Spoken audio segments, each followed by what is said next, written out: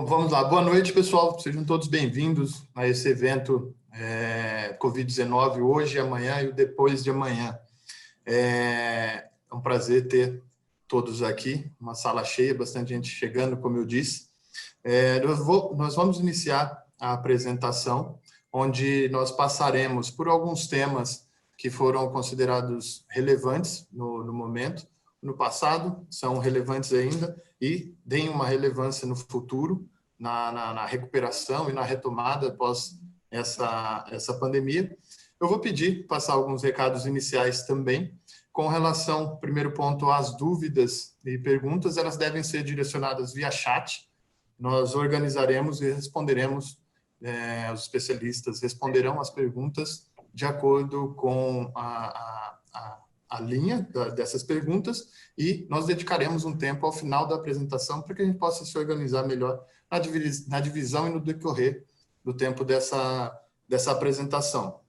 As perguntas que, porventura, não tiverem tempo de serem respondidas hoje, ao final da palestra, elas serão respondidas e direcionadas por e-mail por cada um dos especialistas a que o tema se direcionar. Também quero destacar que nos próximos dias a apresentação comentada desse webinar será disponibilizada por e-mail para cada um dos participantes.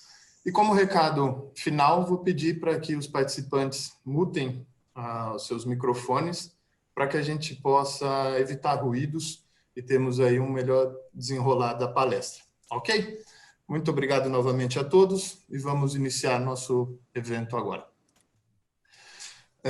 Como primeiro ponto, eu quero trazer para vocês o que é o gestão responsável e como o gestão responsável surgiu. O gestão responsável ele foi inicialmente uma ação interna para que as empresas que hoje participam desse comitê pudessem se organizar e se preparar para os efeitos da crise, da pandemia, quando foi decretada em 11 de março. Nossas empresas se prepararam para enfrentamento dessa crise que se desenhava e com o senso colaborativo do momento, toda a questão envolvendo a responsabilidade social sobre as nossas áreas de conhecimento que envolviam, num primeiro momento, uma demanda muito grande com relação à parte tributária, trabalhista, que é o nosso dia a dia, por isso o destaque aí da responsabilidade social em levar essa solução também para clientes, fornecedores, parceiros e todo o ambiente em que nossas empresas estão envolvidas. Com isso, o comitê foi criado, são equipes multidisciplinares que foram formadas, dependendo da necessidade de cada uma das empresas atendidas, foram mais de 20 empresas atendidas e 20 profissionais de conhecimentos e áreas de atuação e especialidades diferentes, com um propósito em comum, que de forma proativa, identificar, orientar a tomada de decisão para fim de reduzir os impactos negativos que a empresa orientada poderia sofrer em função da pandemia. Esse fortalecimento do nosso relacionamento com essas empresas também. Passando rapidamente as atividades desse comitê, nós passamos lá no início com as ações imediatas, ações de resposta ao momento, principalmente concentradas aí nas questões tributárias e nas questões trabalhistas, que foi o que emergiu, os assuntos que emergiram primeiro ali estão relacionados a toda a governança das empresas e se preparar, olhar para o caixa, blindar o caixa de forma que fosse possível passar pelos momentos difíceis, aí com um esforço muito grande em manutenção da receita, o relacionamento com os clientes e a redução de custos e despesas. Essas ações, e é bastante satisfatório ver isso, que a maioria das empresas, todas as empresas praticamente, se esforçaram para buscar a manutenção do emprego. Esse foi o primeiro momento que as empresas absorveram e se adequaram às mudanças que aconteceram. Hoje, a gente lida com um momento, para alguns setores, já em recuperação, com um horizonte mais claro, uma expectativa de melhora já nos próximos 6 meses, algumas um pouco mais distante, mas ainda dentro dos 18 meses, pensando e olhando para esse horizonte um pouco mais claro, planejando agora o que aconteceu durante esse período. As ações foram tomadas no passado, mas quais foram os impactos agora? Os impactos financeiros, tributários, na cadeia de suprimentos, no meu produto, na minha estrutura de pessoas, quais foram esses impactos? Então, todas essas ações estão sendo colocadas na mesa para discussão e a participação do comitê tem bastante relevância nesse momento. E o amanhã, quando chegarmos na retomada, na estabilidade, como essas empresas estarão posicionadas? O que mudou?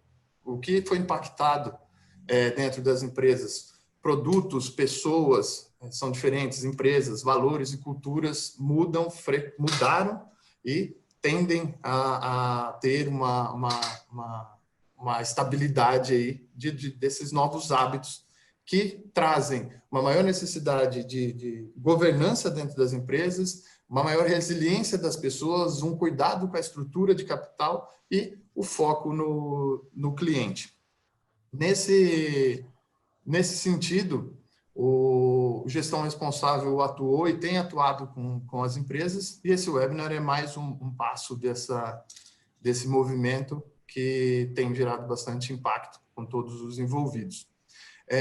Nos primeiros momentos, como foram os primeiros momentos e as dificuldades que as empresas encontraram em se adaptar ou de interpretar ou de conseguir alcançar os benefícios trazidos pelo governo no primeiro momento, eu vou chamar agora o José Roberto para nos passar aí um pouco das observações dele sobre quais foram os benefícios, os principais benefícios temporários concedidos aí pelo governo e quais foram as dificuldades relatadas pelas empresas, pelo mercado geral e pelos demandantes, pelos usuários desses benefícios, né?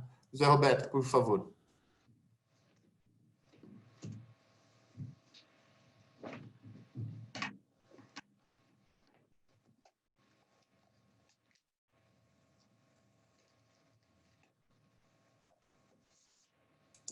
José Roberto, você está no mudo, por favor.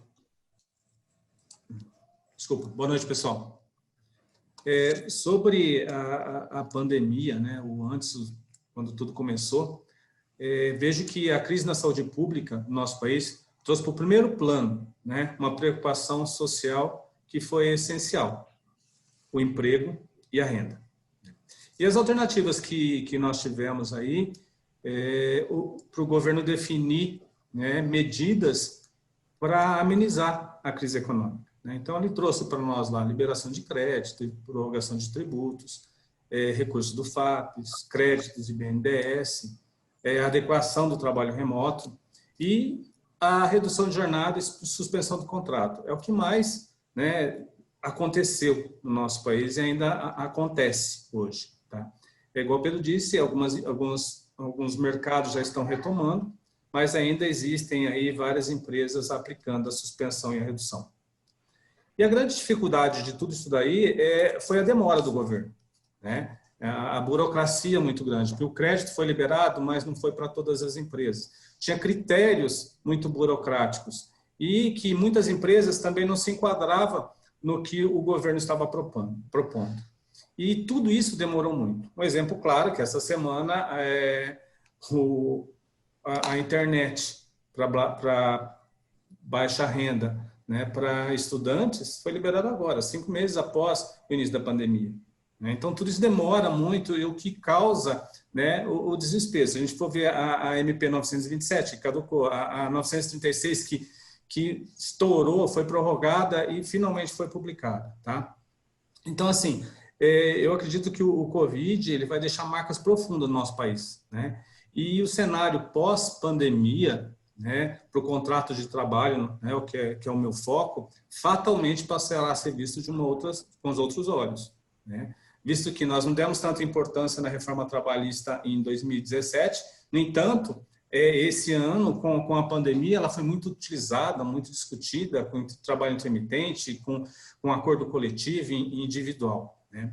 O que eu vejo que logo que isso aqui passar, toda essa fase passar, empregados e empregadores deverão buscar mapear e identificar quais as possibilidades do novo ajuste, né, a fim de salvaguardar o emprego, porque ainda estamos passando por uma crise econômica. como é que vai ficar a situação dos contratos de trabalho a hora que terminar a estabilidade aí em virtude da redução e da suspensão. Então, essa é uma preocupação futura que a gente tem que observar. Pedrão. Legal, Zé. E considerando essas concessões do governo, esses movimentos que permitem aí ações das próprias empresas que chegam ao alcance dessas empresas nesse momento, são as ações, tem ações, né, voltadas a questões tributárias que eu chamo o Dr. Ângelo para nos trazer um pouco sobre a questão, esse impacto tributário. O governo fez concessões, as empresas têm oportunidades e possibilidades de se prepararem melhor. Então, eu quero trazer o Dr. Ângelo aí para comentar esses 2 pontos iniciais. Por favor. Boa noite, Pedro. Obrigado pela palavra. Boa noite a todos os participantes aqui do webinar. Como a gente está tratando do hoje, então, na prática, a área tributária, é possível fazer 2 análises para ajudar a empresa a enfrentar esse momento. A primeira análise seria para o futuro, cujo objetivo é reduzir os impostos, ou seja, reduzir o valor de geração dos impostos vincendos. E uma segunda análise é olhar para o passado. E qual a finalidade? Verificar o que a empresa fez de recolhimento a mais nos últimos 5 anos, para que tenha isso de volta, tá bem? E como que funciona isso na prática? A empresa, ela precisa manejar uma ação judicial buscando solicitar a diminuição da sua carga tributária para os próximos meses, e isso vai dar uma ajuda no sentido de que sobrará caixa, caso a empresa esteja pagando seus tributos, ou então gerará um menor passivo tributário em caso de formação de inadimplência, formação de algum passivo para eventualmente parcelamento futuro. Um segundo contraponto é o passado. Essa ação judicial ela também visa resguardar que a empresa busque créditos próprios, créditos da sua operação que ela recolheu a mais nos últimos 5 anos. É importante também falar a respeito dos efeitos desta ação judicial ou, eventualmente, até uma ação administrativa. Para o futuro, o efeito é imediato. As empresas que conseguirem decisões judiciais, elas poderão imediatamente ter as reduções das cargas tributárias. Isso pode dar um fôlego financeiro e até mesmo uma vantagem competitiva com relação à sua concorrência, que eventualmente não estão fazendo uso desse expediente de redução de custo tributário. E para o passado, esse benefício ele não é tão imediato, né? A gente chama que é um benefício mediato. O que isso quer dizer? Dependendo da tese jurídica, nós podemos estar falando entre 2, 3, 4 anos que esse passado de crédito poderá retornar para a companhia, ou em forma de dinheiro, ou em forma de créditos para que ela possa fazer os ajustes de conta, ou seja, ela vai realizando as compensações dos seus meses vincendos. Uma dica que eu deixo aqui, e eu queria frisar isso, que ainda a gente vê pouco no mundo empresarial, é que quando se fala numa limitação de faturamento, num caixa apertado, se ouve falar muito em redução de custo. Custo em que sentido? Folha de pagamento, eventualmente fornecedores e alongamento de prazo das dívidas financeiras, principalmente bancárias. Mas pouco se fala e pouco se busca ainda a redução dos custos tributários, manejando processos administrativos, processos judiciais. Então, eu deixo essa dica, essa ideia de que a gente trabalhe também essa questão tributária no dia a dia da empresa para que a gente consiga reduzir os custos da operação.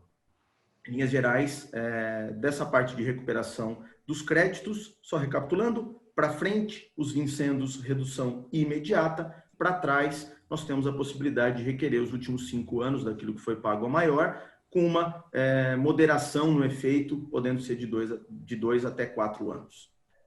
Perfeito, perfeito. Aqui a gente fala da transição tributária agora, né, doutor Ângelo? Isso, Pedro. Além disso, no dia de hoje, efetivamente, nós temos 3 expedientes diferentes chamados transação tributária.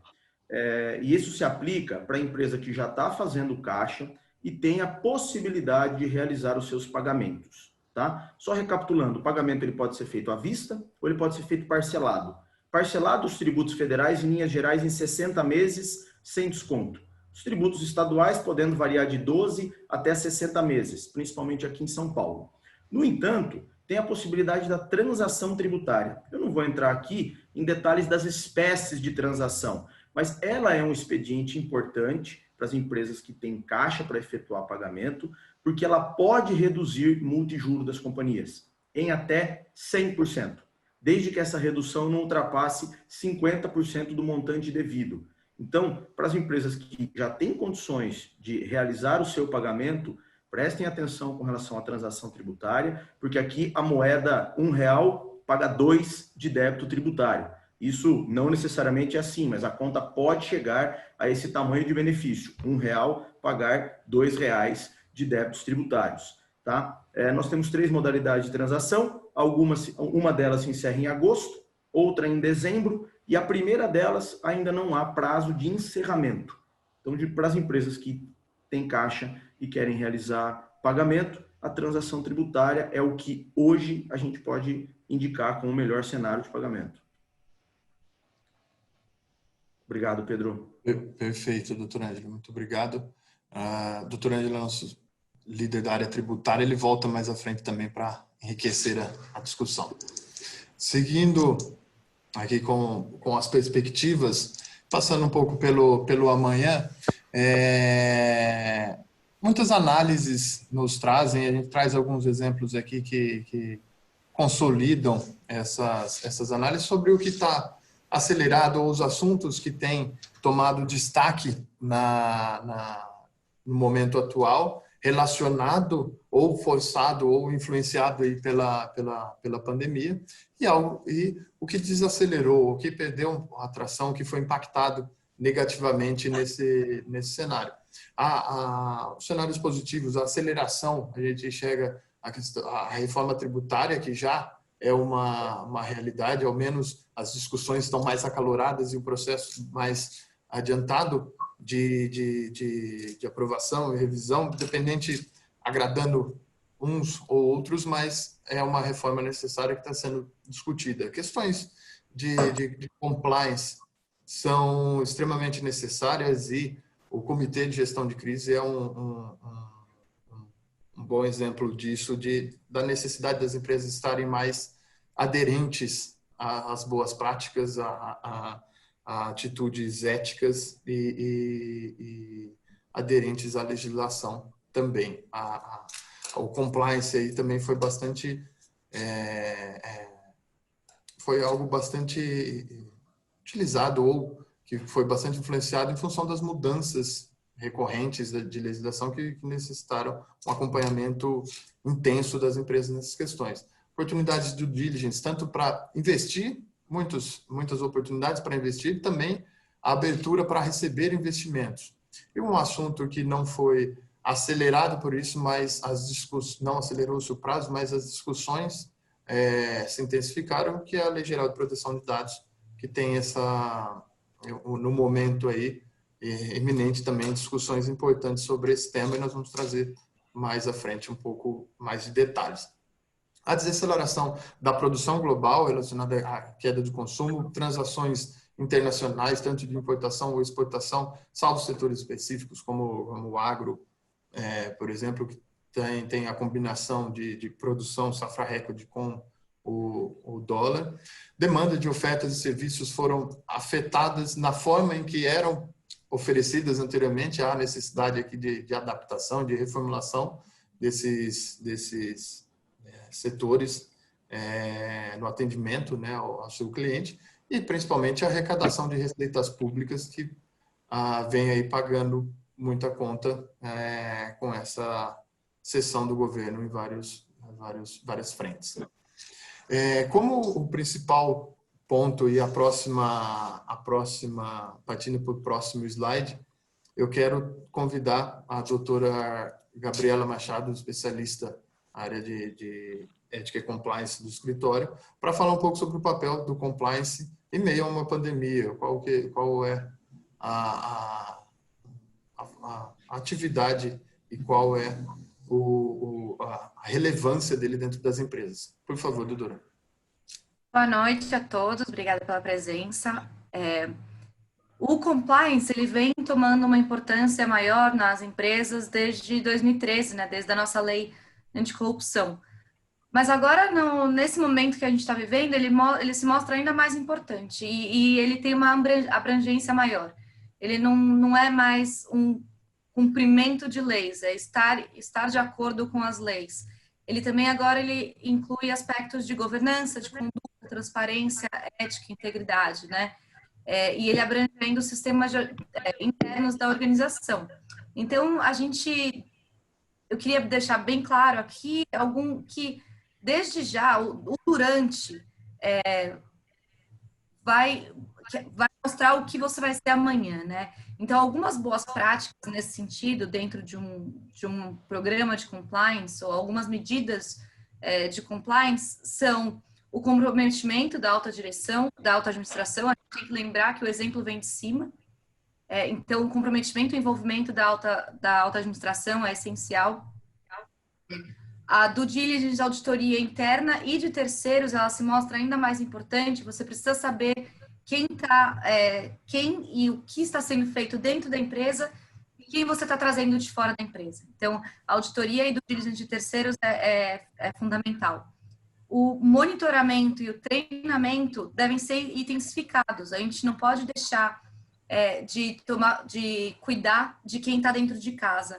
E, nesse sentido, tendo visto o home office ou a própria flexibilização da legislação, a intensificação dos treinamentos se mostram ainda mais importantes, né? E até se a empresa não tem políticas ou regras internas, a elaboração dessas regras são essenciais no momento, para a gente passar pelo hoje e chegar no amanhã ainda mais forte.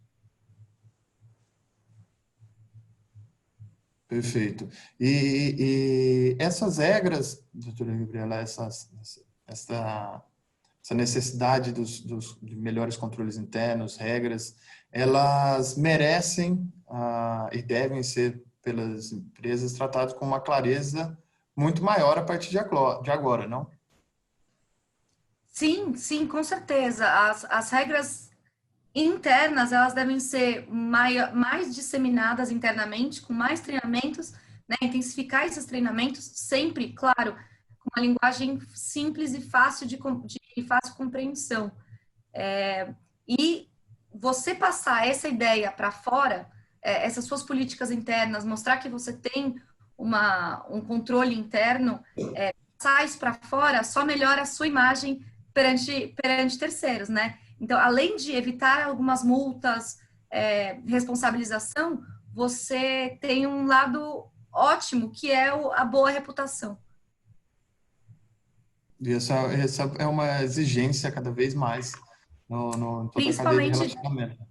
Principalmente de investidores, né? Os investidores hoje, quando eles olham para uma empresa, para onde eles vão investir, se a empresa tem um mecanismo de compliance, um programa de compliance ou de integridade, brilha os olhos. Legal falar isso. É um diferencial, né? Com certeza. E boas práticas de ética e compliance não são aplicáveis apenas a empresas de grande porte ou empresas de capital aberto, certo? De forma alguma. Como que essas empresas de pequeno ou médio porte, elas podem traduzir um pouco dessa linguagem que muitas vezes parece complexa do compliance, né? Mas para o dia a dia, o que você... Na minha opinião, o compliance é uma questão de cultura. E como eu falei do comprometimento da alta administração, o exemplo vem de cima. Numa empresa pequena, é ainda mais fácil a gente disseminar alguma coisa, né?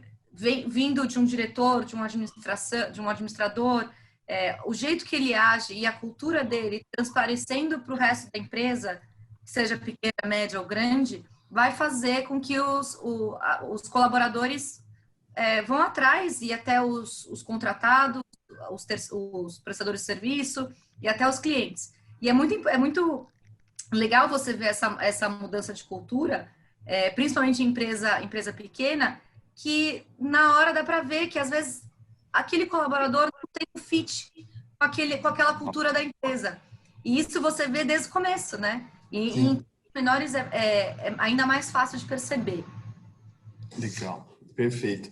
E dando sequência agora, Gabriela, a gente falou hoje, né, de olhar hoje para essa perspectiva de ética e compliance, mas a gente já entra também no amanhã, né? Qual que é o primeiro assunto que bate a porta, e até comentávamos um pouco antes da reunião, que havia uma expectativa de uma notícia em primeira mão hoje com relação ao LGPD. Esse nos traz um novo cenário, né?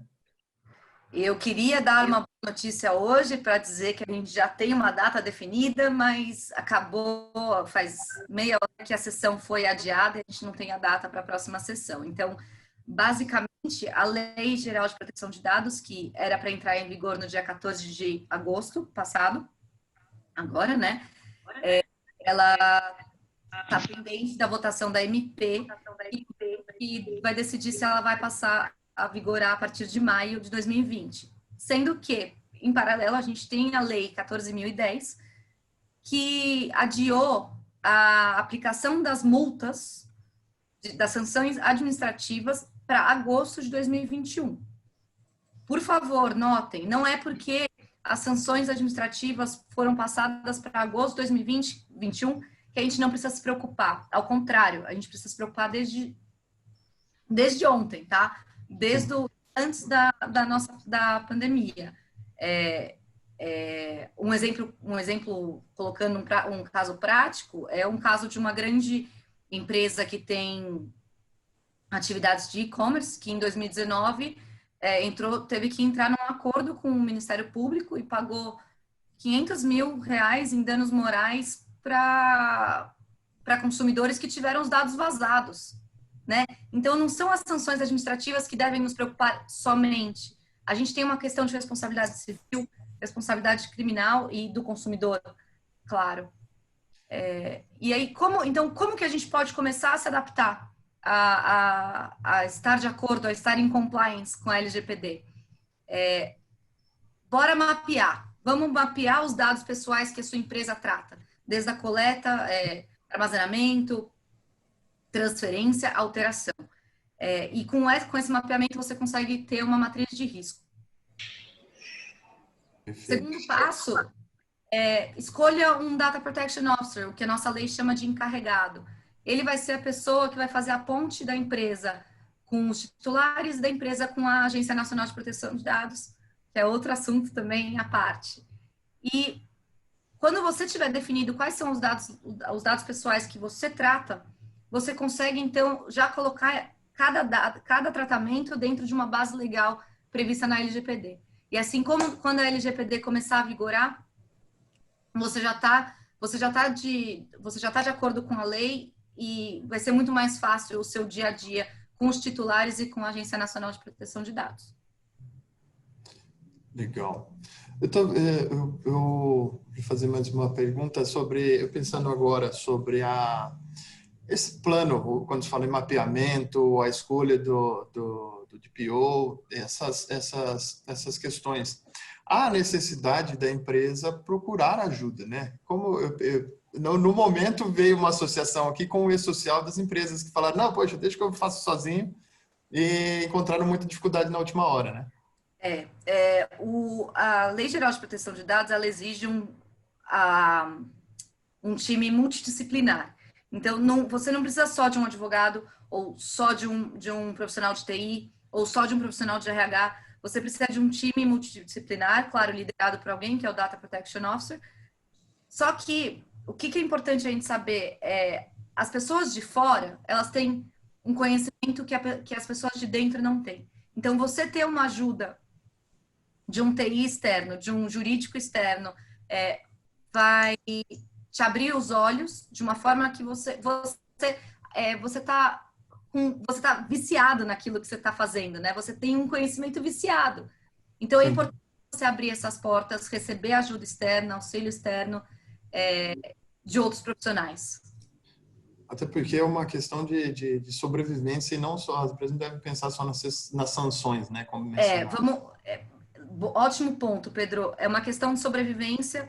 Os titulares vão, a gente, né? A gente vai começar a buscar mais os prestadores de serviço que estão de acordo com a lei. Eu não quero contratar alguém que eu sei que já teve algum vazamento de dados. Eu quero meus dados protegidos, né?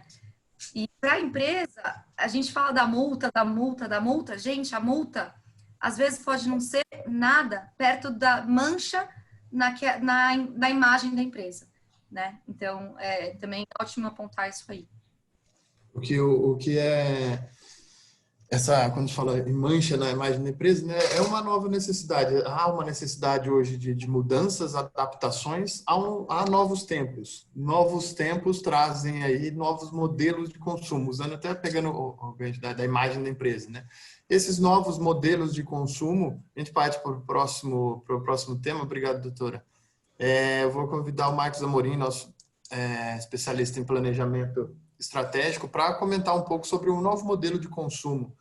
O que devemos observar nesse momento para que a gente tenha a aderência e, principalmente, ter condições de participar desse novo ambiente que vem se criando aí. Marcos, por favor. Obrigado, Pedro. Boa noite, pessoal. Falar um pouco sobre novo modelo de consumo numa época de pandemia e incertezas tem uma dose grande de desafio, porque todos nós estamos aprendendo um pouco mais a cada dia, né? A cada dia se confirma uma nova hipótese, uma nova teoria, mas algumas coisas que já vinham sendo discutidas, elas começam a fazer mais sentido no momento atual, no momento de reflexão.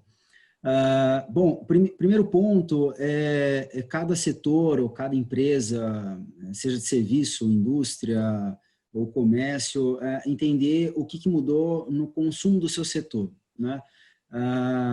Alguns setores aumentaram suas vendas, outros, ou a maioria, reduziram as suas vendas, e entender se antes, dependendo do negócio, sendo ele grande ou pequeno, mas principalmente os menores, não tinham uma relação muito próxima com seus consumidores ou com seu público-alvo. Uma coisa que eles aprenderam é como que seus clientes reagem numa época de pandemia, né? Então, esse é, no mínimo, um aprendizado a ser gerado. Mas para aqueles que aumentaram as vendas, conseguiram aprender com alguns movimentos, aqueles que aumentaram suas vendas e por algum momento, e nós tivemos contato com algumas empresas que na verdade ficaram até espantados com o crescimento das suas vendas, a gente começou a perceber a análise de risco não em cima do seu consumidor direto, mas e sim com os riscos e impactos na cadeia de suprimentos,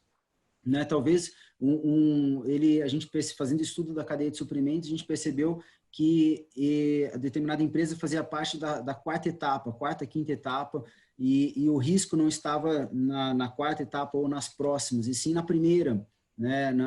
Seja na commodity, ou na questão logística, ou na aduana. E então a revisão da cadeia de suprimento passou a ser um dos fatores aí primordiais para olhar também para o modelo de consumo, e algumas coisas passaram a ser consideradas com mais critérios, né? Muito se falava no passado de estratégias até de crescimento, ou de relacionamento. Uma frase muito comum era pense global e atue no local, né?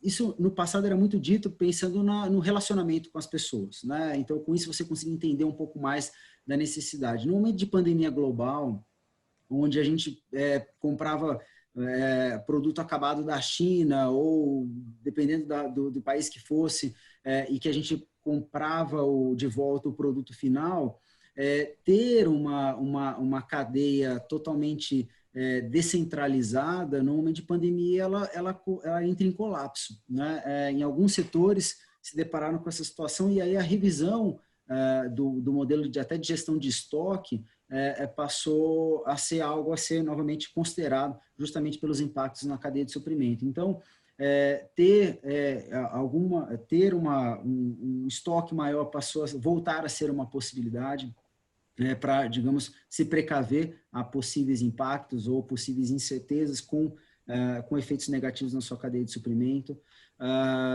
Procurar ter uma estrutura mais verticalizada voltou a ser também algo a ser considerado. Então, muitas indústrias, principalmente as com atuações globais, ou até mesmo empresas grandes dentro do nosso país, né, um país como o Brasil ou Estados Unidos, que tem dimensão continental, tem as suas instalações centralizadas, ou cada instalação faz um tipo de produto. Então, a logística, que antes era ou a distribuição, que passava a ser uma vantagem, acabava tendo um efeito negativo no momento de restrição, seja de movimentação, de contatos. Então, a gestão de estoque e uma verticalização passa a ser um ponto também a ser considerado. Muitos que antes no passado era considerado como sendo uma ineficiência, uma busca por otimização, num cenário de restrição, aí onde a gente mistura questão econômica com questão política e mais de saúde global, essa descentralização passa a oferecer um certo risco. E a gente tem aprendido e dado o impacto dessa pandemia de que outras situações podem surgir. Só que ninguém sabe, da mesma forma que ninguém sabia quando que ia acontecer, ninguém sabe quando que será próximo, né? Mas como nos precavemos para que nós possamos lidar com mais facilidade. E um ponto importante na questão do modelo de consumo, lembrar que lá na ponta, e aí na atuação local, onde nós estamos atuando, seja numa cidade, num estado, num país, ou até mesmo dentro de um continente, sempre há uma pessoa do outro lado, seja comprando em nome de uma empresa, ou comprando em nome de uma família, ou para benefício próprio, né? E aí a relação com essa pessoa é aquilo que poderá direcionar a continuidade dessa parceria. Uma mudança também na regra de consumo é olhar para o valor agregado, né? Tanto do ponto de vista de relacionamento B2B, como também B2C, porque se eu não tenho a necessidade, ou se não tem um valor agregado que me faça comprar agora, seja para usar um segundo momento, ou que eu não tenho, ou para usar agora, por que eu vou comprar, né? Então, também, alguns conceitos que começam a ser criados, sejam novos ou até uma reformulação de conceitos antigos, é a mudança do just in time para o just in case, né? Então, eu compro sempre que eu precisar, né? Compro de uma compra imediata. Agora, eu compro se eu precisar, né? E se a gente não levar mais esse ponto de que o meu produto, seja ele um produto, um serviço, ele tem que ter um valor agregado para ele justificar, né, a minha escolha como vendedor, ou a minha escolha a determinado prestador de serviço, muito provavelmente eu vou ter mais dificuldade nesse novo modelo de consumo.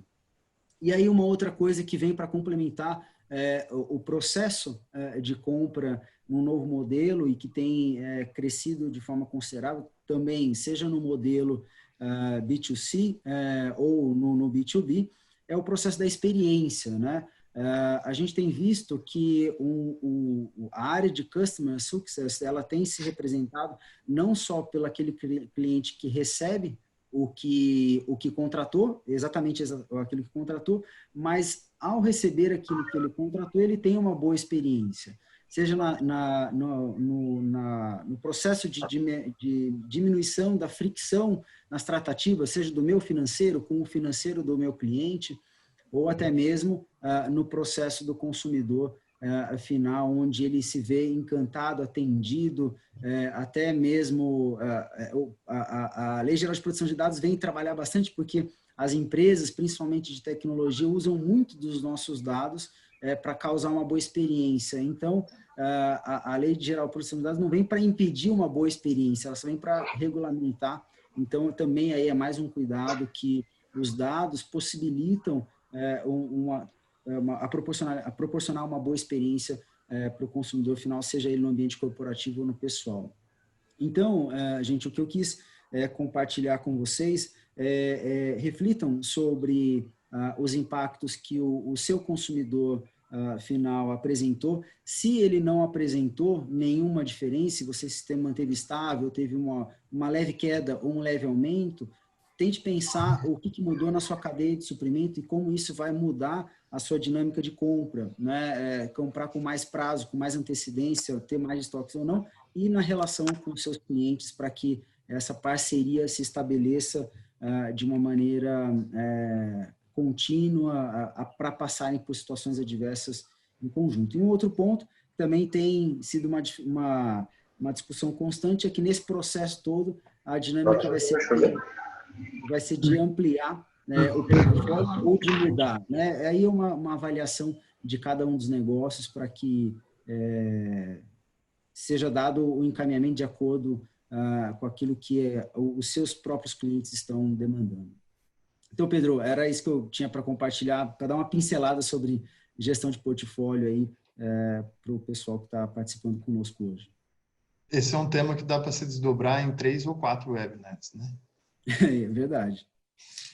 Esse é um tema fundamental, cada vez mais a questão de customer success, o modelo de negócios, o modelo de relacionamento com o público externo tem feito as empresas terem um diferencial ou não. Excelente, obrigado, Marcos. Para darmos sequências, a gente entra no amanhã. O amanhã é um ambiente vasto de oportunidades. Oportunidades que são, em alguns momentos, mudanças ou assuntos que são mais iminentes, mais perceptíveis, e outras questões que demoram um pouco mais para serem notadas, mas que não deixam de ser o momento não deixa de ser oportuno para se dar esses passos, para se tomar essas decisões. Então, eu vou, nesse primeiro momento, né, quando tratamos de oportunidades, nós pensamos e trouxemos o primeiro ponto, que é de investir ou de receber investimentos. E aí, doutor Ângelo, vou convidá-lo para nos enriquecer aí com mais conhecimento sobre o tema e sobre as oportunidades, o que a gente tem visto no mercado sobre investimentos e empresas recebendo ou investindo atualmente ou perspectivas futuras, né? Por favor. Perfeito, Pedro. Dando uma pinceladinha a respeito deste cenário de oportunidades, claro é que todos esses movimentos, sejam eles de natureza de diminuição de faturamento ou oportunidades, vistos em alguns setores ou determinadas empresas, abre a porta para que ou apareçam mais investidores, ou que esses investidores entendam que agora é o momento de efetivamente fazer os seus aportes, as suas compras. Então, isso abre espaço para aquisições com menor preço. Esse é um primeiro aspecto, né? Esse cenário de incerteza e dificuldades pode gerar melhores compras, né? Sejam elas parciais ou compras integrais de companhias, né? Fechadas ou abertas, enfim, depende do apetite do investidor. E isso pode trazer uma nova sinergia, trazendo vantagens competitivas para a empresa que está sendo investida, né? Então, isso vai fulminar num processo de due diligence, que é a análise total tanto da parte da estrutura de investimento quanto da parte de investida, né, da empresa que vai receber o investimento. E nós notamos, pela nossa experiência de dia a dia, que houve sim um aumento nesse cenário de investimento e também de empresas que estão partindo para um caminho de organização para venda ou investimento. E é muito importante que se diga que, neste momento, as empresas que precisam receber os investimentos, elas necessitam de uma organização. E essa organização passa por dois estágios. Uma organização documental. Em que sentido?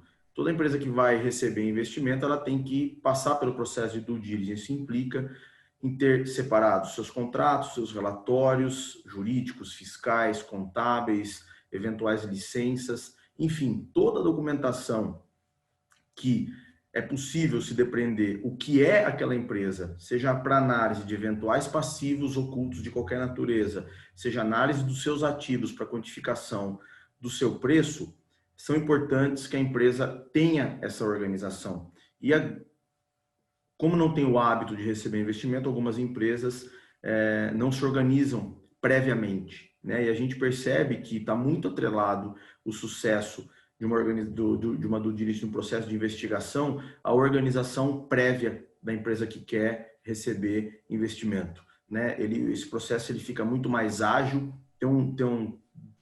varia muito de investidor para investidor, mas tem um prazo médio, né, do investidor chegar na companhia, fazer análise, ter o seu próprio relatório, fazer o seu valuation e depois partir para uma negociação. Se esse prazo se estende muito, se existem muitos buracos documentais ou de fatos, a negociação tende a não acontecer. Então, essa organização prévia de quem quer receber investimento é de suma importância, né? E da mesma forma, essa organização jurídica, não só documental, também deve ser analisada. E quando a gente fala em a organização jurídica, são eventualmente veículos societários para receber esse investimento. Se ele não for feito diretamente na empresa operacional, é muito importante que se tenha isso. E até questões contratuais, questões de licença são muito importantes dependendo da atividade da empresa. E esse conceito de organização jurídica para o investidor também se aplica, porque normalmente é possível, na verdade, é normal que o investidor faça os seus investimentos por algum veículo também societário e não necessariamente ele está preparado, ele possui a disponibilidade financeira e também a aptidão por tomar alguns riscos, mas ele precisa societariamente, estruturalmente, estar formado para fazer o investimento nas empresas que ele quer adquirir de maneira total ou parcial. Então, na minha perspectiva, é uma grande oportunidade. Nós estamos vivendo um momento propício, tanto para quem quer investir e para as empresas que precisam de investimento tomar essa consciência da necessidade da sua organização documental e jurídica. Em linhas bem superficiais, Pedro, era isso. Legal. Doutor Ângelo, deixa eu te fazer uma pergunta. Quando a gente fala em receber investimentos, muitas empresas que são possíveis de receber investimentos hoje, muitas delas não tiveram ou não passaram por essa dúvida sobre abrir para um investidor ou não, no passado recente, não sabem qual é o momento de tomar essa decisão, não sabem exatamente o que vão encontrar. Você teria uma dica com relação a esse momento? Onde que está o gatilho ali de receber o investimento e depois qual é o primeiro passo? Para onde ela deve seguir no primeiro momento? Porque realmente, como foi mencionado, nós notamos esse aumento em movimentos de aquisição e muitas empresas também se preparando para serem investidas.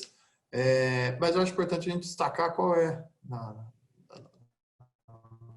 na sua visão e de forma macro também, é um momento para destacar, né? Perfeito. É difícil a gente travar um momento, né? Mas como nós somos latinos, né? A esperança é a última que morre. O que a gente verifica é que a empresa busca eventuais investimentos quando ela está estrangulada financeiramente. A operação está muito próxima do seu travamento, né? Seja em razão de pagamento das suas dívidas, compra de matéria-prima, enfim. O ideal é que isso seja feito o mais afastado deste momento de estrangulamento, né? Para isso a empresa tem que ter um planejamento. E quando ela não consegue performar o seu planejamento, ela tem algumas possibilidades. E dentre essas possibilidades é buscar um investidor, né? É buscar alguém que possa agregar em termos técnicos, alguma empresa que tenha conhecimento de diversas áreas, seja na linha de produção, seja na linha administrativa, financeira, né? Ou também tem a questão de receber investimento para potencializar crescimento. Existe uma sinergia muito grande entre investidora e investida, e isso pode potencializar o crescimento da companhia. No momento que nós estamos vivendo, em linhas gerais, não é este o cenário. Buscar investimento para potencializar crescimento, busca de aumento de mercado, né? O que a gente mais vê recorrentemente é a empresa buscar para se desafogar e trazer inteligência para o processo no investidor. E para mim o momento ideal, ele é muito difícil de ser mensurado, mas o quão mais longe do estrangulamento tiver dentro de uma linha de planejamento, de acompanhamento das expectativas de crescimento, de manutenção da companhia, é o momento ideal, né? Que ainda você tem tempo para pesquisar um melhor investidor, você pode melhor se estruturar, tanto documentalmente quanto a questão jurídica, e a sua companhia não perde tanto valor, né? Porque quanto mais próximo ela tiver de uma linha de fechamento ou até pensando para uma linha de recuperação judicial, menor é o valor, o tempo de negociação até de barganha. É uma deterioração do valor. Exatamente, Pedro. Perfeito. Muito obrigado, doutor Ângelo. Esse realmente é uma janela de oportunidades bastante significativa aí quando se pensa em oportunidade da economia, né? Vou partir para o próximo tópico, oportunidade de espaços físicos ou home offices, as economias que são geradas tanto com encargos sociais e benefícios, mas também de espaço físico e tudo mais. Chamo de volta aqui o José Roberto, nosso especialista, consultor da área trabalhista e previdenciária, para comentar esses pontos. Por favor, José Roberto. Quando eu falo em home office, para mim a definição é que nós quebramos barreiras, né? Todas as áreas aí, todas as empresas tinham esse medo de home office, de como é que vai ser minha produtividade, como é que vai ser a entrega dos trabalhos, né? E a grande maioria mesmo adotaram, né, o home office nas empresas, né, perante essa pandemia, né? E eles viram que realmente tiveram lá uma economia de encargos sociais, eles tiveram vantagens físicas, né, principalmente aí a suspensão de pagamento de aluguel, porque eles tinham grandes espaços que deixaram de ser utilizados. Então eles vão rever, será que essa não é uma economia futura, né, para tudo isso aí? Então, e para a gente, né, teve a produtividade em alguns casos, a qualidade de vida melhorou bastante, principalmente o pessoal que mora em São Paulo, né, que vivia horas e horas no trânsito aí, sentiu uma diferença tremenda, fora a flexibilidade de tudo isso aí, né?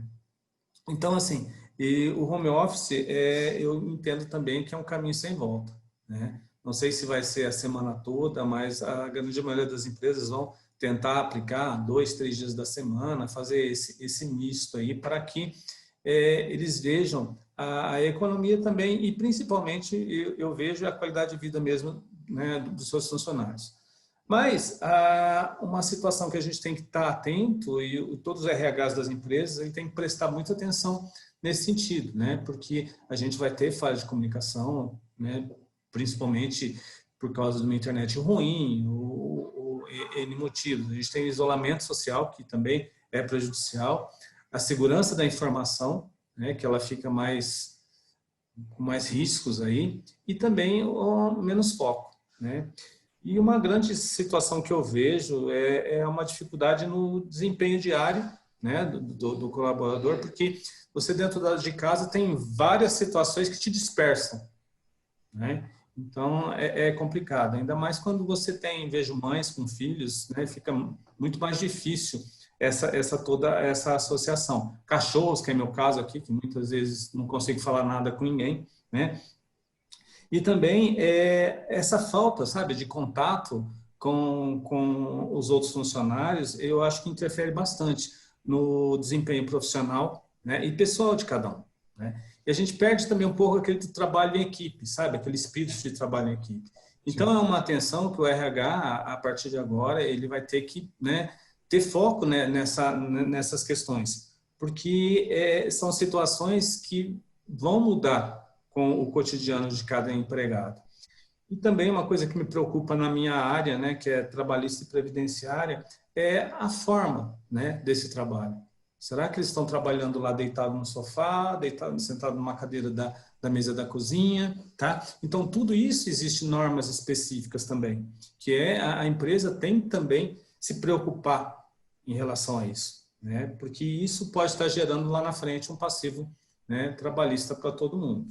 E o que eu falo em questão de home office ou qualquer alteração na forma do contrato de trabalho, pessoal, e o doutor Ângelo falou aí também, é a parte documental, né? Isso é a parte mais importante. Qualquer alteração no contrato de trabalho tem que ser feito um aditivo, tá?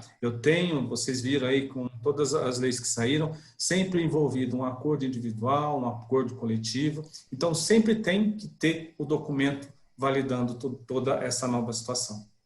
Então, assim, a atenção, né, especial para daqui para frente, a hora que passarem 2 anos, a gente vai sentir o reflexo de uma ação trabalhista, os porquês, isso tudo tem que estar documentado. Então, assim, em suma, o home office veio e veio para ficar mesmo e não vamos ter como fugir disso, não. É um avanço. Tá? Obrigado, Pedro. Uma mudança para o bem, né? Isso, certeza. Isso é bom, com certeza acho que bons frutos virão desse novo modelo. Quando a gente fala em novo modelo, novas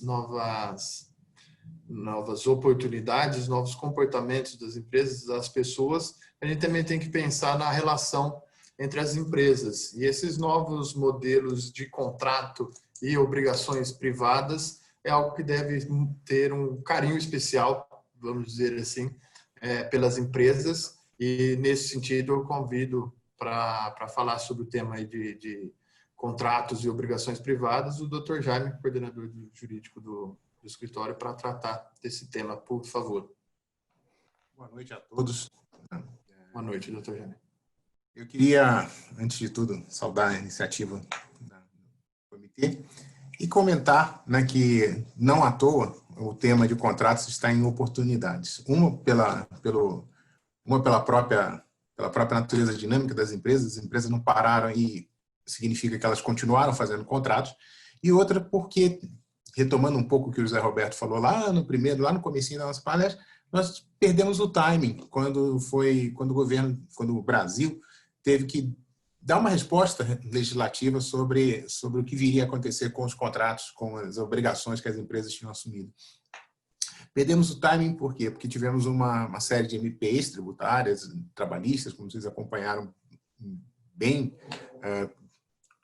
na imprensa e por auxílio dos seus advogados, dos seus consultores, mas também tivemos uma em especial que viria a resolver uma série de questões, principalmente as questões que incomodavam referente à locação, já que os espaços estavam fechados, as empresas na parte dos seus espaços físicos estavam fechadas, que ia resolver que pretendia resolver e endereçar algumas questões especiais referentes a prazos de vigência, a implemento de obrigações, mas essa MP veio um texto, ou melhor, uma proposta de MP, não, desculpa, veio uma proposta de projeto de lei trabalhado por grandes juristas, por juristas de renome, com o apoio de uma ideia que vinha se consolidando internacionalmente, mas que parou no tempo. Primeiro, ela demorou muito a tramitar no Congresso, e depois que ela conseguiu tramitar, ela foi para o presidente da República, o presidente da República, exercendo seu direito de veto, vetou boa parte dela, esvaziou ela totalmente, e agora ela voltou na forma de uma lei absolutamente vazia.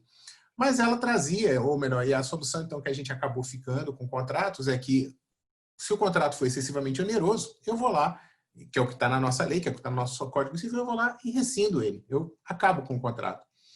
Uma proposta alternativa, uma proposta que veio da Europa e que veio de sistemas jurídicos um pouco mais avançados, fala assim, olha, espera aí, não vão acabar com a obrigação, não. O credor tem também uma expectativa, o credor tem também o direito de tentar mitigar os seus prejuízos, de tentar mitigar os seus efeitos negativos da pandemia.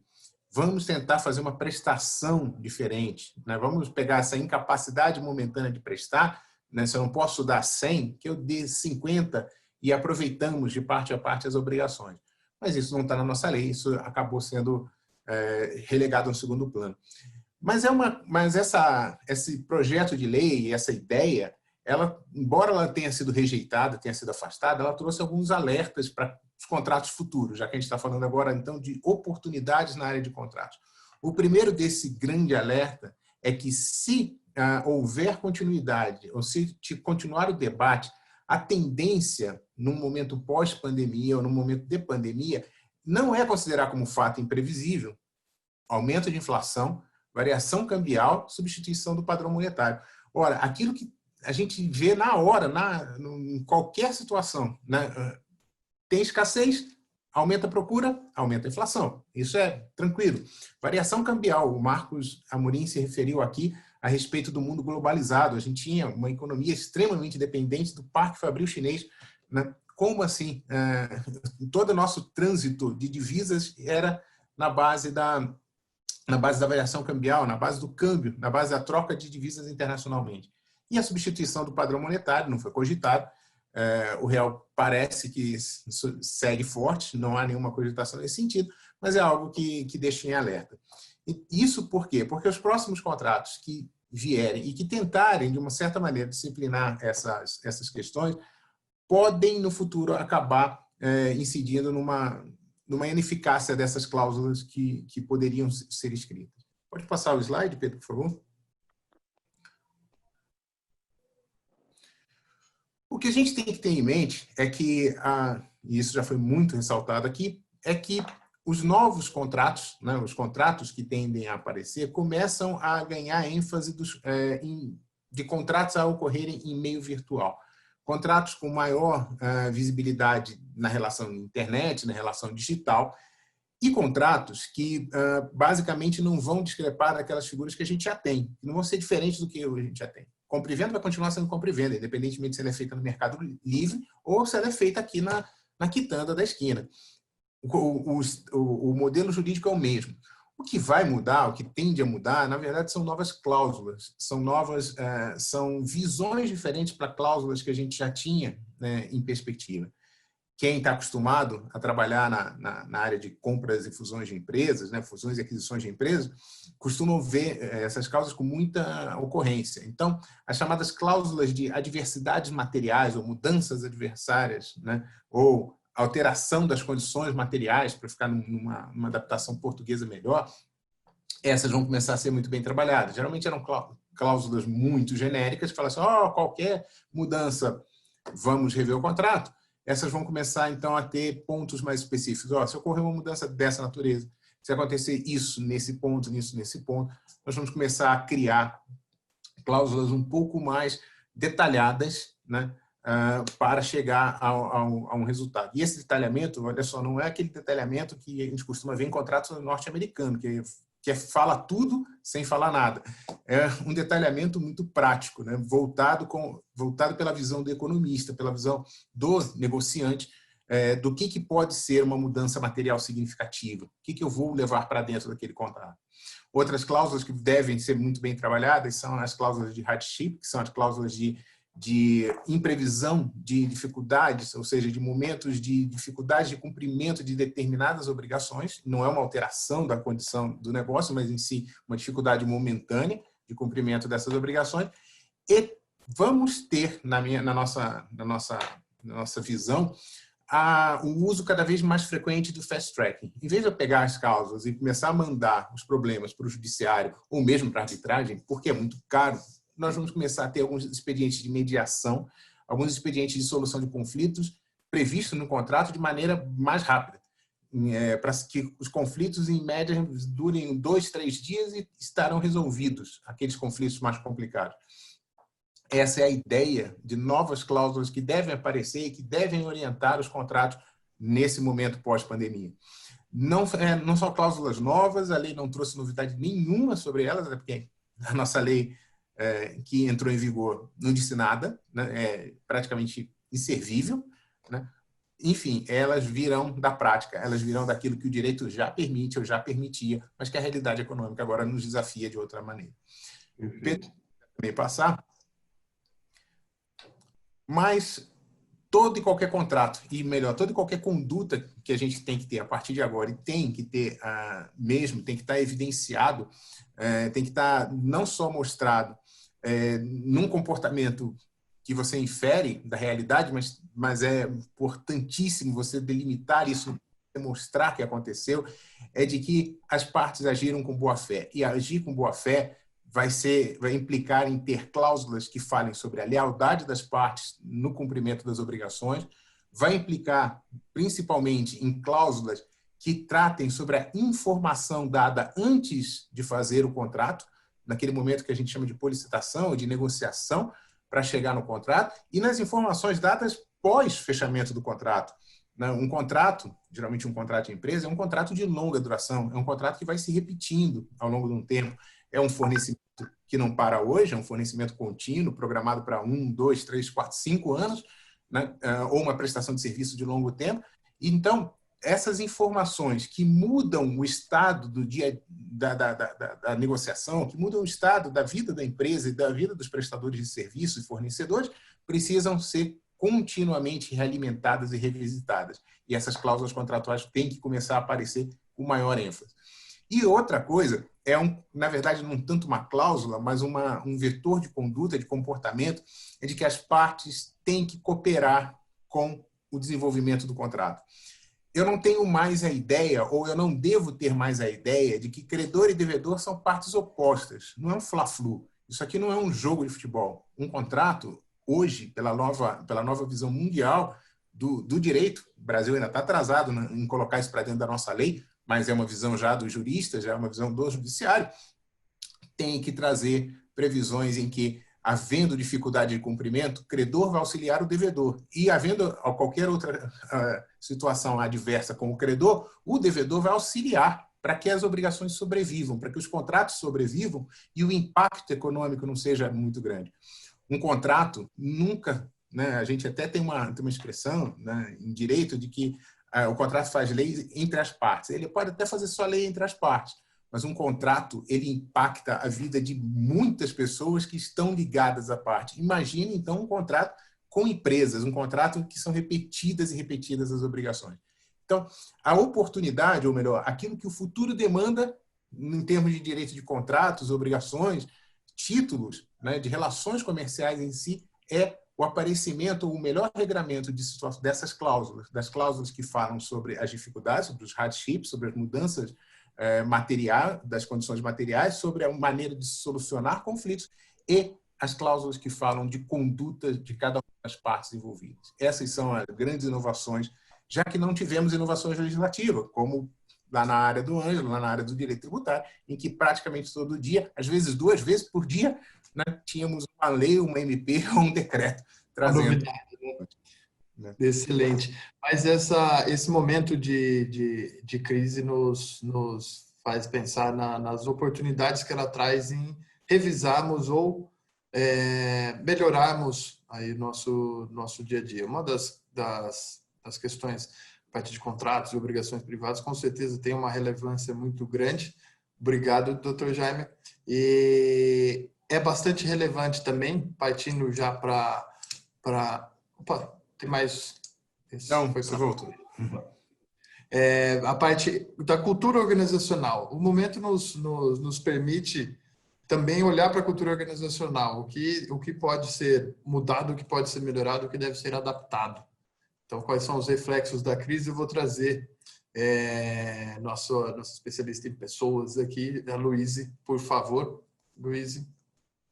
Boa noite, pessoal. É um prazer estar com vocês hoje à noite, aqui falando sobre cultura organizacional.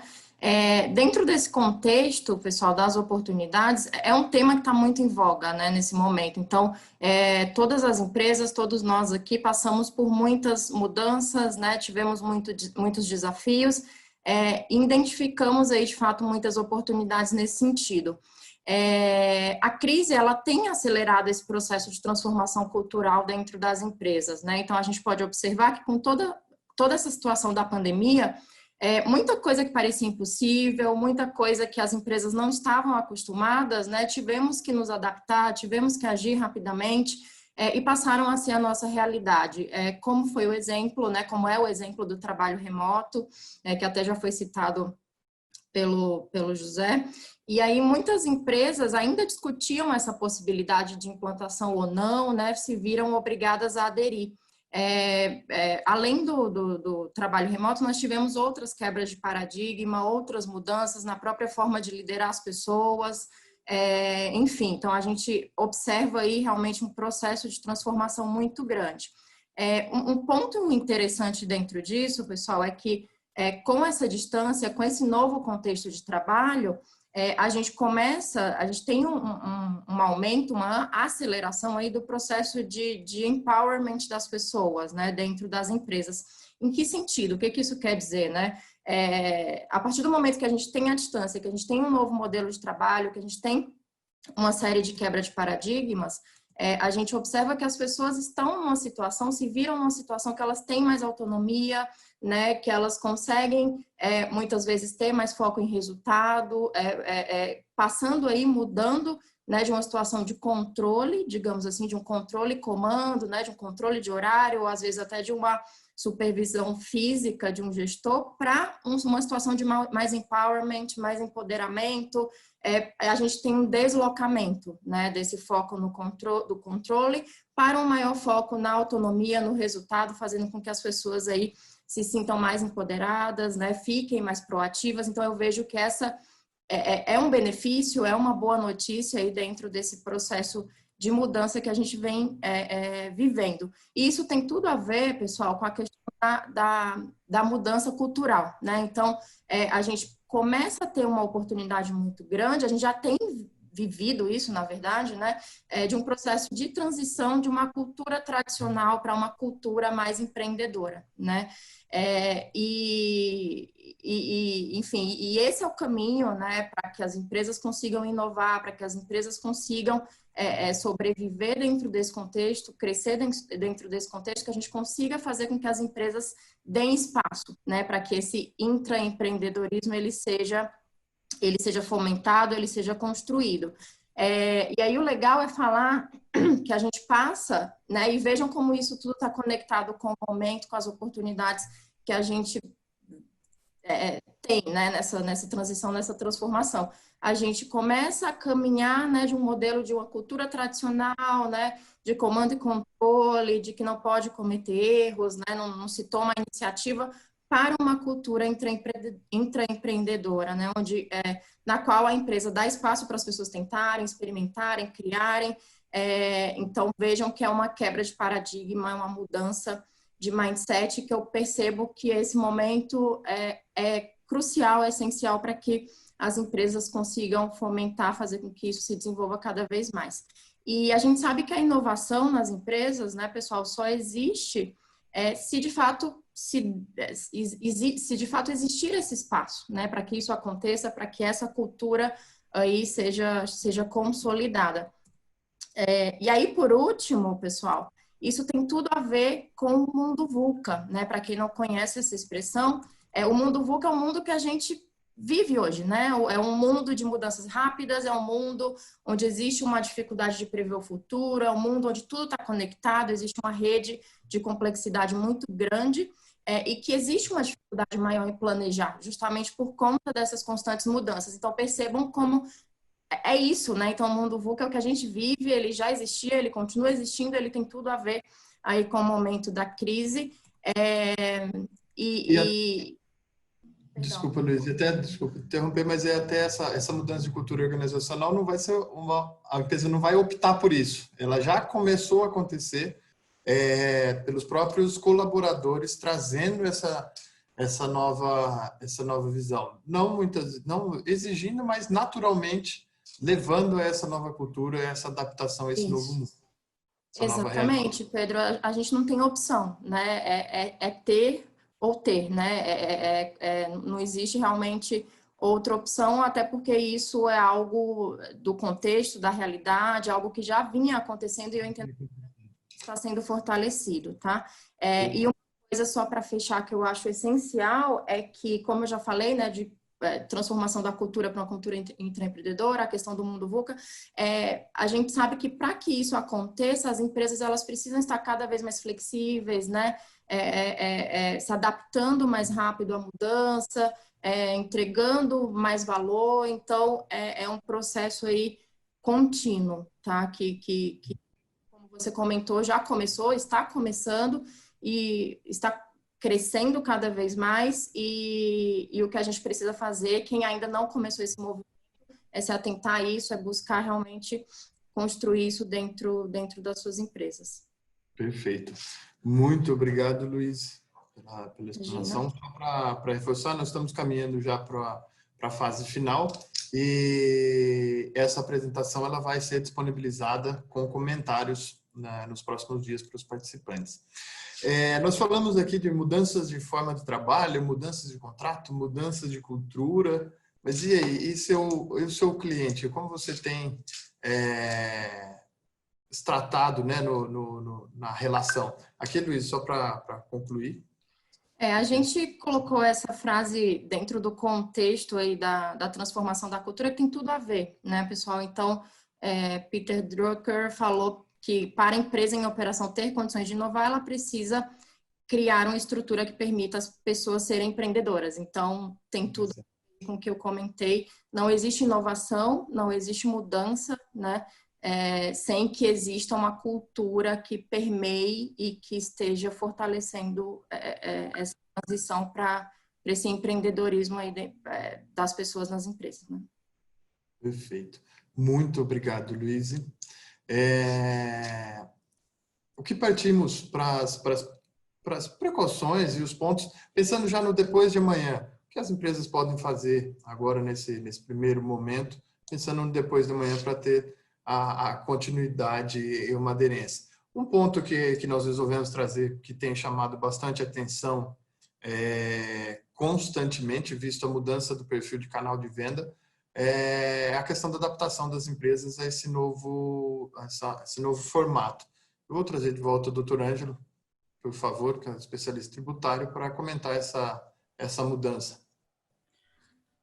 Pedro, parece inevitável, né? O distanciamento, o home office, todo mundo longe e as vendas cada vez mais indo para a plataforma virtual, né? Esse viés que eu vou trazer aqui é eminentemente tributário, né? Não estou com nenhuma pretensão de validar modelo de operação de maneira administrativa, econômica, nada disso. Mas existe uma grande preocupação em 3 pontos, que é o primeiro, análise da tributação individualizada, porque não necessariamente a tributação é a mesma da venda física, da venda virtual, principalmente porque existem depósitos que não estão necessariamente vinculados à planta, existem possibilidade de utilização de outros sistemas de entrega por conta e ordem, eventualmente produtos que vão diretamente para o consumidor final. Então, é importante que se tenha essa preocupação de tratar de maneira individualizada cada uma dessas 2 operações, né? Isso, consequentemente, é a validação do modelo de negócio com viés tributário, análise de custo, análise de melhoria da carga tributária, eventualmente importando, se for mercadoria importada de outro lugar ou matéria-prima, né? E, eventualmente, até pensando em canais de venda onde a tributação pode ser menor, não próprio, mas de terceiro, utilização de outras estruturas, né? de venda. E, por fim, é um alerta, não é nenhuma crítica aqui a nenhuma plataforma específica, mas existem muitas plataformas automatizadas no recolhimento de tributo, né, em que ela operacionaliza toda a incidência tributária, né, a apuração dos tributos. É muito importante ter o viés da consultoria tributária individualizada, a empresa tem que saber efetivamente a sua carga, senão ela vai ter um reflexo muito ruim em 2 pontos principais. Primeiro, que se ela não estiver tributando da maneira correta, ou a sua entrada ou a sua saída, ela pode estar gerando passivo oculto, ou seja, deveria recolher 20, está recolhendo 18 e não sabe dessa diferença. Ou pior, ela pode estar recolhendo 22, quando a carga tributária seria 20. Então, essa parametrização é muito importante que a empresa tenha quando ela faz essa mudança. Aqui no papel entre a gente é muito tranquilo, né, você fazer essa mudança. O problema é que na operação, essa mudança é feita de hoje para segunda-feira, né? E aí você vai realizando com os parâmetros e com todo o seu sistema operacional da maneira com que você vinha fazendo nos últimos X 50 anos, né? Então é importante analisar essa fase da tributação, da transformação do canal de venda físico para o canal virtual. Obrigado, Pedro. Perfeito. E dando sequência nessa transformação, nas precauções e no que deve ser preparado, agora sim, a partir de o cliente-chave, né? Como você tem tratado do seu cliente-chave? Qual a relevância disso? E aí eu convido o Marcos Amorim para voltar a fala e complementar o que ele começou sobre a mudança, novos modelos e clientes-chaves, tratamento de clientes chaves tem tudo a ver com isso. Marcos, por favor. Obrigado, Pedro. Bom, pessoal, seguindo na análise da relação, né, da nossa relação com clientes ou da relação do mercado como um todo, trazendo também alguns conceitos até complementares até o conceito antigo de Key Account, é algo que tem se falado sobre o cliente no centro, ou Customer Centric. A gente tem que pensar, nós desenvolvemos um produto na sua plenitude, depois vamos atrás de quais clientes gostariam de comprar, ou a gente tem pensado em qual público a gente vai se relacionar e qual é o produto que esse público está buscando, né? Ou qual a solução, novamente, independente se é uma empresa de serviços, um varejo ou até mesmo uma indústria. A gente tem desenvolvido para quê? A gente tem focado no nosso produto, na nossa solução, ou a gente tem focado na necessidade do cliente?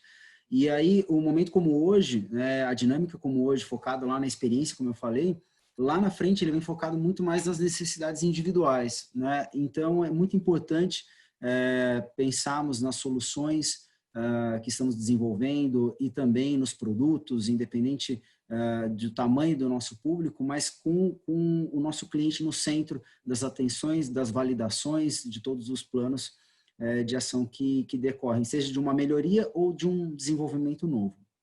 Nesse sentido, se a gente começa a atender as necessidades específicas do público que a gente decide a atuar, é importante ser ágil nas entregas, principalmente nas entregas micro, né? Se é algo simples e objetivo, seja uma melhoria, uma nova versão, ou até mesmo um teste de mercado, por que demorar em colocar em prática? Por que demorar em conversar com o cliente? Por que demorar numa resposta ou numa devolução, né? Então, falar de e-commerce, que cresceu bastante, se eu demorar numa entrega, num processo simples, que era ir numa loja e pegar uma roupa num tamanho maior ou menor no e-commerce, eu perco o cliente, eu perco a venda e gera uma frustração enorme. Então, entender as etapas de relacionamento com o cliente e transformar isso em etapas e em processos ágeis. Principalmente respeitando uma regra clara de que é entregar o que prometeu, né? E se nessa relação mais próxima com os clientes, novamente, independente do setor, as promessas começam a surgir. Não, agora eu vou melhorar, não, eu vou fazer, eu vou customizar, se foi prometido, entregue. Uma das coisas que tem sido uma novidade no mercado hoje são diversos conselhos, né, estabelecendo de conselhos até formais. Tem conselho de administração, conselho de ética, conselho de auditoria e assim por diante. E uma das novas tendências é estabelecer conselhos com a participação de clientes. Algumas startups, principalmente fora do Brasil, já têm estabelecido esse conselho de clientes, né, onde clientes chaves, eles não discutem apenas o seu relacionamento com ele, mas sim as políticas de atendimento dos clientes como um todo, né? Então, trazer o cliente efetivamente para dentro da sua realidade pode estabelecer uma relação de parceria e de profundo entendimento das suas necessidades. E é justamente esse estabelecer uma relação de parceria o que vai muito além da relação só de entrega, né? O cliente me pagou, eu entreguei, ou entreguei dentro do prazo, aí o cliente me pagou. Isso vai um pouco além também de causar uma boa experiência, mas é justamente aquilo que nos possibilita dar condições por passar por momentos de adversidade como que nós estamos passando hoje. Essa relação, a relação que nós estamos vivenciando com um momento de restrição, até econômica e de convívio, coloca praticamente todos numa mesma situação de dificuldade. E se eu estou em dificuldade e meu parceiro também está, juntos nós caminhamos por esse momento e a gente tem mais liberdade de planejarmos. Então, basicamente, ao olhar para o depois de amanhã, nas relações que estão mudando, no padrão de consumo, é sempre colocar não mais o produto no centro, e sim o cliente no centro para aperfeiçoamento dos produtos, ter esse relacionamento mais próximo e deixar que os clientes nos deem os devidos direcionamentos e que nós façamos e sigamos esses direcionamentos, fortalecendo aí a relação que nós temos hoje e estamos buscando também. Perfeito, Marcos. Fundamental ter essa consistência na relação com os clientes, né? Isso é É uma garantia muito relevante. Perfeito. Muito obrigado, Marcos, novamente pela contribuição. Dando sequência, pessoal, e já partindo para a finalização, não deixem de pensar na necessidade e os benefícios da estruturação de um comitê de gestão de crise dentro da organização.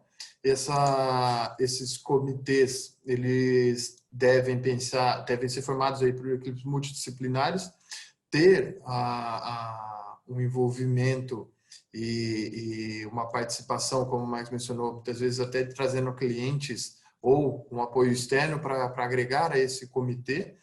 Canal de comunicação, mencionamos também sobre a comunicação clara, tanto público interno quanto público externo. Ações definidas por cenários e